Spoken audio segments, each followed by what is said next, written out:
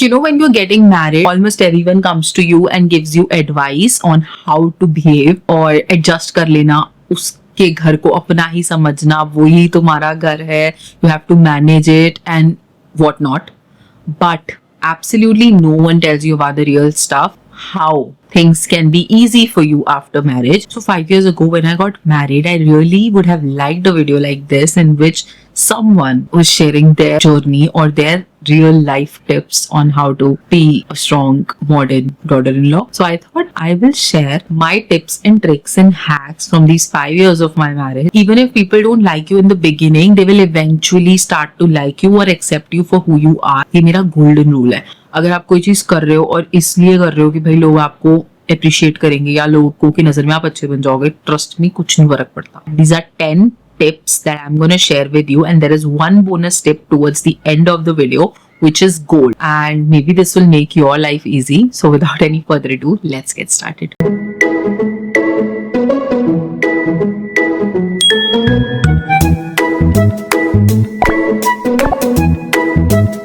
Hi guys, this is Pooja. Welcome and welcome back to my channel. This video is going to be extremely special because this is going to be a heart to heart between me and you. और हम लोग बात करने वाले हैं कि आप अपनी लाइफ इजी कैसे बना सकते हो even when you are married and you are a modern daughter in law. So ये वीडियो मैंने बनाने का सिर्फ इसीलिए सोचा है क्योंकि मुझे पता है जब मेरी शादी हुई थी तो I was actually struggling because मुझे ऐसा लग रहा था कि यार मैं अपनी आइडेंटिटी लूज करते जा रही हूँ, and at the same time there's a different family in which मुझे इन्वॉल्व होना है और अडेप्ट करना है, एडजस्ट करना है, उनको अपनी बातें बतानी है और बहुत ज्यादा मैसी हो रहा था सब कुछ मेरे दिमाग में.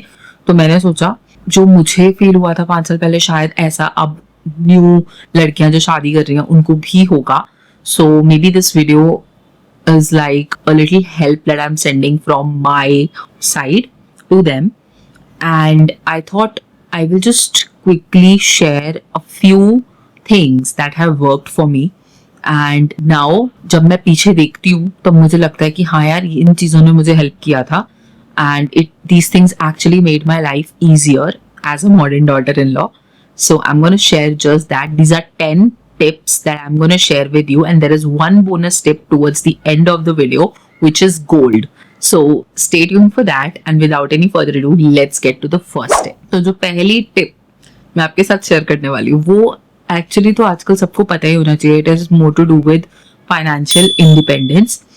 आई feel that girls these days should absolutely focus on earning themselves and building their career even after marriage. मैं 24-25 की थी when I got married. So most of my career started peaking after my marriage. और मेरे दिमाग में हमेशा से ये था कि I am definitely going to focus on my career even if I am married. तो मैंने अपनी शादी के बाद ही 2-3 jobs बदली for hike, for better opportunities, and I started traveling. And I think in a way that has helped me. And I feel जब आपके पास अपना पैसा होता है, आप अपना खुद अर्न कर रहे होते हो, आपके अंदर एक डिफरेंट काइंड ऑफ कॉन्फिडेंस आता है, एक डिफरेंट काइंड ऑफ जॉय आता है, and you feel that you're something, you're more than someone's wife or someone's daughter or someone's daughter-in-law. And that sort of feeling helps a lot after marriage because initially जब आपकी शादी नहीं हुई होती है तो career and job is like a very normal part of your life, but after you get married that also becomes like a safe space. तो वो आपको बहुत अच्छा फील कराता है at times when you walk into a room or when you are in a meeting and people are genuinely looking forward to your thoughts and everything. So that gives you a sense of credibility, that gives you a sense of confidence, which is the most important thing after marriage. And कभी कभी शादी के बाद आपके decisions question होते हैं, but when you are financially independent you can put your points in a way and people would listen to you because you are actually contribute. मुझे बहुत बुरा लग रहा है ये बोलते हुए, but people genuinely respect you more when you're earning, and I've seen it inside out in my family, in my friends family, like in my relatives, कि एक लड़की जो earn कर रही है उसका viewpoint लोग better way में सुनते हैं rather than someone who's not earning.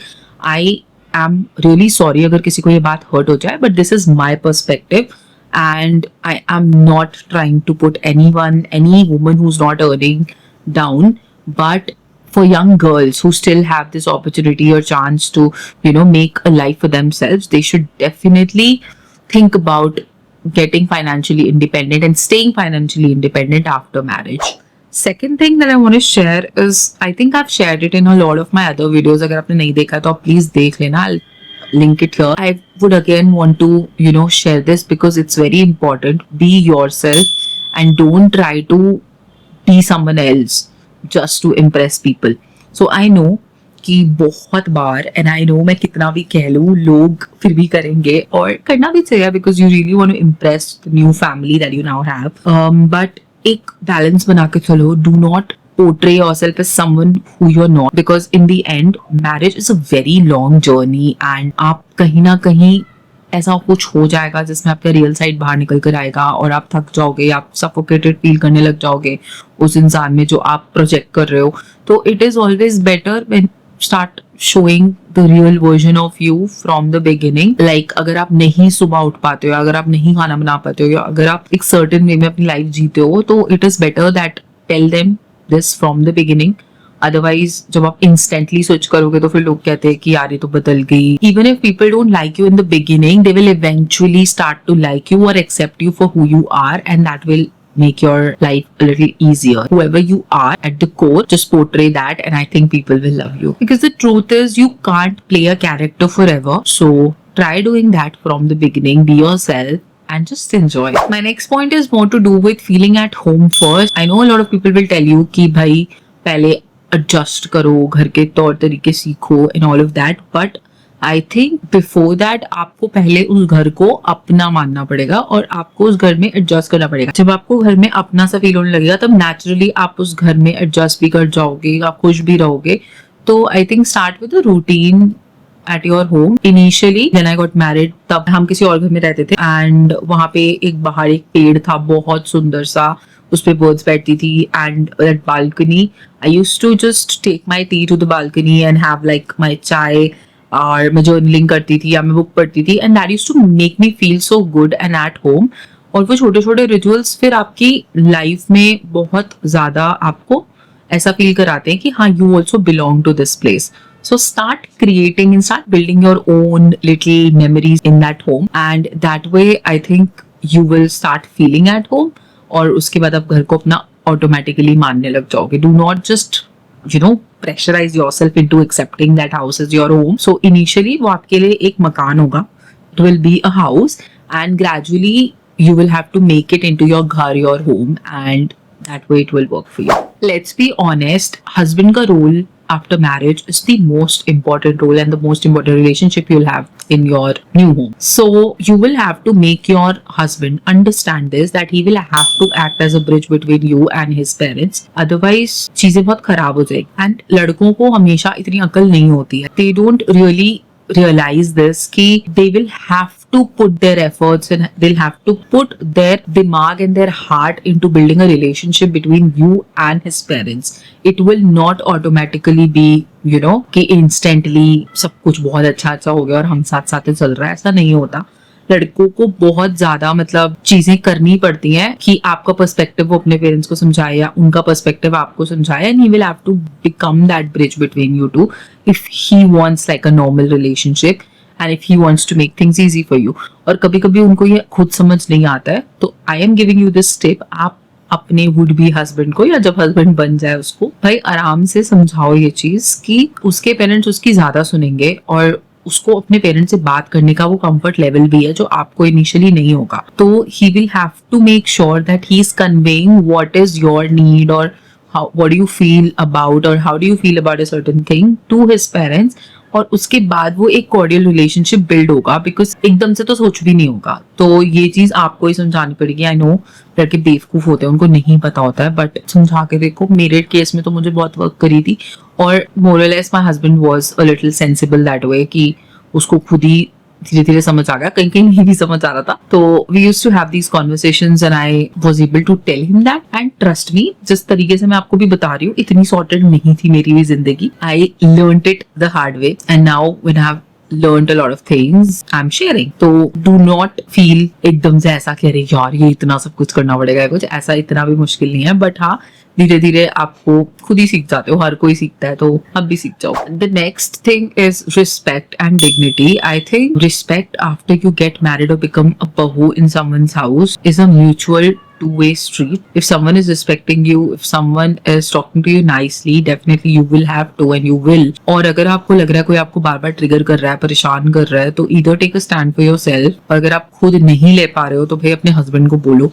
And I feel कि कभी कभी कुछ चीजें आपको ही नजर आ रही होती हैं और आपके हस्बैंड को नहीं नजर आ रही होती, क्योंकि वो तो उनके साथ कितने टाइम से रह रहा होता है, तो आपको समझानी भी पड़ती है. But always keep your respect and your dignity on top, क्योंकि अगर आपने एक बार अपनी किसी को ये हक दे दिया कि वो आपकी बेइज्जती कर रहे हैं, तो वो आपके आगे भी बेइज्जती करते रहे. तो बेटर है कि अपनी रिस्पेक्ट, अपनी डिग्निटी आपके हाथ में है. You take a stand for yourself first, and if things doesn't work your way, raise your voice, like make them understand that this is not something that you like. And I think respect automatically grows when you start respecting yourself. So start there and do not make anyone feel you small. मेरा ना गला बिल्कुल ऐसा हो गया, but I really want to keep this conversation going. आप मुझे जरूर बताना आपको ऐसी वीडियोस कैसी लगती है, बिकॉज मुझे मेरी ये फेवरेट काइंड ऑफ वीडियोस है. I love creating vlogs also, but जब मैं ऐसे बात कर रही होती हूँ तो मुझे ऐसा लगता है भाई मैं अपनी किसी फ्रेंड से बात कर रही हूँ, मुझे बहुत अच्छा लगता है. तो अगर आपको ऐसी वीडियोस पसंद है तो प्लीज मुझे जरूर बताना, और मेरे को कमेंट्स में जरूर लिख दो कि आपको क्या क्या और टॉपिक्स पे वीडियोस अच्छी लगती है. अगर आपको ऐसी सिमिलर टॉपिक्स पे ही वीडियोस मेरी पसंद है तो बताओ.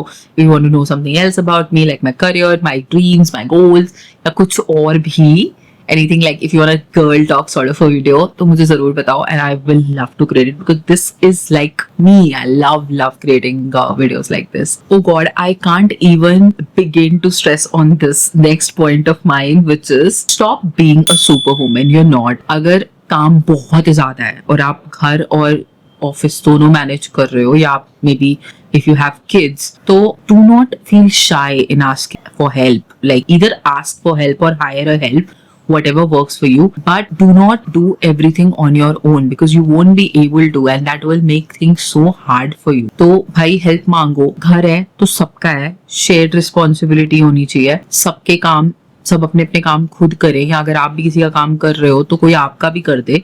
और एक मतलब एक ना बैलेंस होना चाहिए घर में. You should not be the only one working your ass off to do everything for someone, like for everyone, but एक घर में एक बैलेंस होना चाहिए. और आई थिंक उससे चीजें काफी ज्यादा स्मूथली चलती हैं और आप भी बर्नट आउट फील नहीं करते. आपको ये भी नहीं लगता कि यार क्या है, मैं सिर्फ काम ही करे जा रही हूँ और फिर भी कुछ नहीं मिल रहा. यार उतना काम करो जितना आप कर सकते हो, और जितने काम करने के बाद आपको अप्रिसिएशन ना भी मिले तो आपको बुरा ना लगे. ये मेरा गोल्डन रूल है. अगर आप कोई चीज कर रहे हो और इसलिए कर रहे हो कि भाई लोग आपको अप्रिशिएट करेंगे या लोगों की नजर में आप अच्छे बन जाओगे, ट्रस्ट में कुछ नहीं फर्क पड़ता. क्योंकि क्या हो जाएगा, ज्यादा एक आधी बार कोई आपकी तारीफ कर देगा, आप खुश हो जाओगे, but in the end people will start expecting more out of you. और ज्यादा एक्सपेक्टेशंस बढ़ेंगी तो आप खुद ही परेशान होगे जब आप उन्हें पूरा नहीं कर पाओगे, क्योंकि पूरी जिंदगी तो कोई भी पूरा नहीं कर पाता. आई नो हमारे पहले के टाइम वाली ladies, and hats off to them, our moms, our grandmoms, they used to work so hard. Even my aunts, they work so hard and they balance life so beautifully. But me, and I am sure there must be women my age who are also doing this brilliantly, but most of us are not able to, because एक तो हमें interest नहीं है ज्यादा घर के कामों में, और अगर घर के कामों में इंटरेस्ट है भी तो हमारे पास टाइम नहीं है. तो I think for us we really need to just hire help and make our life sorted. भाई उनको भी आराम दो, खुद भी आराम लो, चिल लाइफ चलेगी. The next thing is something जो मैंने गांठ मान ली थी शादी के बाद ही, कि यार मैं अपने पेरेंट्स कभी भी निग्लेक्ट नहीं करूंगी. मैं अपने फेस्टिवल्स, अपने पेरेंट्स के साथ अपने moments, B it a trip और फेस्टिवल या कुछ भी, मैं नहीं उस पर कॉम्प्रोमाइज करूंगी. क्योंकि अगर भाई तुम्हारे पेरेंट्स हैं तो मेरे भी है. एंड आई फील कि बहुत सारी लड़कियां आजकल ये कह रही हैं कि हम एक ही बिल्डिंग्स में रह लेंगे, एक ही घर में रह लेंगे, मेरे पेरेंट्स भी इंपॉर्टेंट है. To an extent if you can do it that's amazing, but I feel कि after marriage the girl side of parents start feeling a little hesitant about visiting the house of their daughter like regularly, या आसपास रहना. Obviously they growing old, और उनको भी ये लगता है कि यार हम इतनी इंटरफेरेंस नहीं चाहते अपनी लाइफ लाइफ में भी और उनकी लाइफ में करना भी नहीं चाहते. तो I feel what has worked for me is we've bought a home very close to my parents' home. It's not very close कि भाई सामने आमने दिख रहे हैं रोज, but it's very close. I mean, it's 15-20 minutes away. तो उससे क्या होता है, we are able to celebrate our festivals together. We are able to meet each other like mostly in a month, a lot of times. और बहुत ज्यादा planning की जरूरत नहीं पड़ती पेरेंट्स के आसपास रहने के लिए. And I know we are just 2 daughters, तो हम लोगों को उनका ध्यान भी रखना है. Growing old also. सो आई फील कि ये चीज आपको शादी के बाद से क्लियर करके रख देनी चाहिए, और शादी से पहले कर दो तो और अच्छा. You will be prioritising your parents because it is your dharma. You will have to do it. And I think if your in-laws and your husband can't understand this basic fact, then they're not meant for you. और ये चीज आपको बहुत clear अपने दिमाग में भी रखनी चाहिए that you don't have to feel guilty if you're doing something for your parents, if you're buying them gifts, if you're taking care of them, because यार parents उसके important है तो आपके भी important है. Next thing is your opinions count and you should start putting your opinions from the beginning. ये मत सोचो क्या मैं तो अभी आई हूँ, ये है वो है, क्या सोचेंगे. But if you have something to share, if you have a viewpoint, please share it. Because जब आप अपनी बातें शेयर करते हो तभी लोगों को आपकी फैमिली में पता लगता है कि हाँ ये लड़की ऐसा सोचती है, इसके ऐसे व्यूज हैं. And sometimes maybe you are married into that family because God wants you to give them a different kind of direction. Because मेरे केस में भी my in-laws, they used to think a lot about society. They still do. But मेरे case में I'm like totally opposite. I'm like I love everyone. I care for everyone, but I live in a certain way. मेरे husband की घर में not a lot of bahus are traveling and they're not creating videos like this. They're not dressing like I do. But I do, and they respect that because they understand that I come from a different kind of family. I have my own thoughts, my dreams, and because I never faked it for anyone, तो मेरे लिए चीजें फिर easy भी हो गई अब जाकर, because now everyone knows yeah, she's a certain way and she's not wrong. She respects everyone and धीरे धीरे आप अपना वो रेपो भी build कर लेते हो. You just hold your ground और आप अपने ओपिनियंस शेयर करो, अपने व्यूज शेयर करो, बिकॉज उसी से लोग आपको ज्यादा जानते हैं. अगर आप अपने अंदर ही सब कुछ रख के बैठ जाओगे तो you are yourself not giving anyone a chance to learn more about you. Okay, coming back to the topic.